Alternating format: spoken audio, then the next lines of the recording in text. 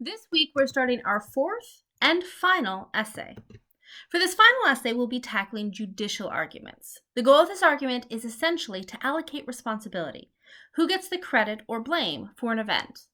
These arguments are often associated with the legal system, and they are definitely prominent there, but they're actually used in a lot of areas of social debate.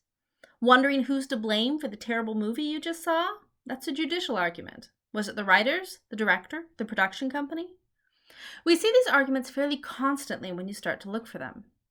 Take the current protests against police violence that are happening across the country. There's a judicial argument at the heart of the issues. Who is responsible for the death of George Floyd and the other black men and women who were killed by police? Is it the police officer alone? Do his superiors share the responsibility?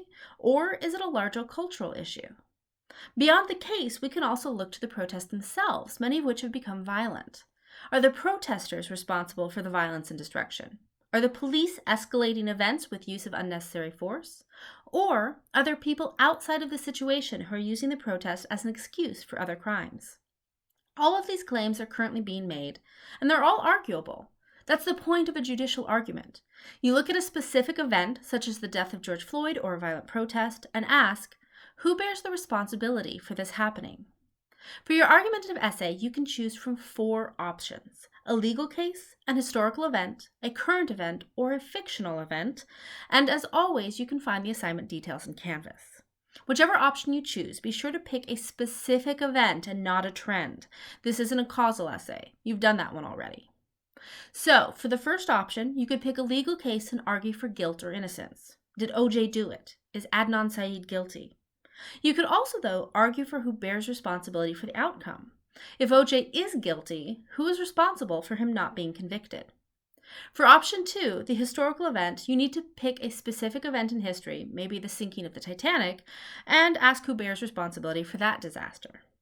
You could also, though, pick a positive event, say women getting the vote, and argue for credit rather than blame.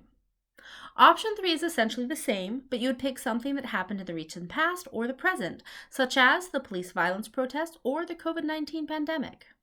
Option 4 is for those of you who want to escape reality a little bit. Choose an event in a book, movie, or TV show and argue for credit or blame. Who's to blame for the death of your favorite character? Who gets credit for the ultimate triumph at the end? Keep your tone formal, third person only, guys, unless your own life is serving as support for your claim.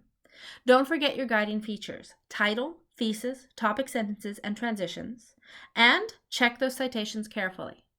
Once again, you'll be using 2 sources, at least one of which must be scholarly, and you'll have a source evaluation to complete. As always, pay close attention to your genre and make sure that you have a clearly stated claim in a formal thesis. Person or group X is responsible for Y event because of A, B, C. Your writing exercise this week will be an annotated bibliography, which is basically just a list of your sources with a summary and explanation. Annotated just means with notes. There's an example in your modules if you've never done this before, and I've linked to specific directions from Norton's Little Seagull. Your discussion board will once again focus on Crooked House. I'm bumping your critical reading assignment until next week. It spoils the end of the novel. Next week is our last week of classes before final exams.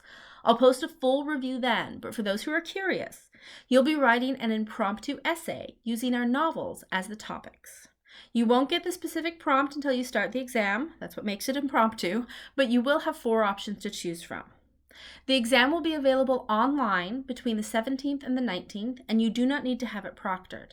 You'll be using Responda's Lockdown browser, and I'll post instructions on how to download that in next week's module.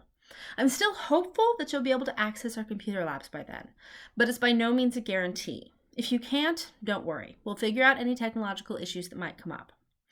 We're almost to the end of the quarter, so take a minute to celebrate and then get to work. As always, if you have questions or need help, let me know.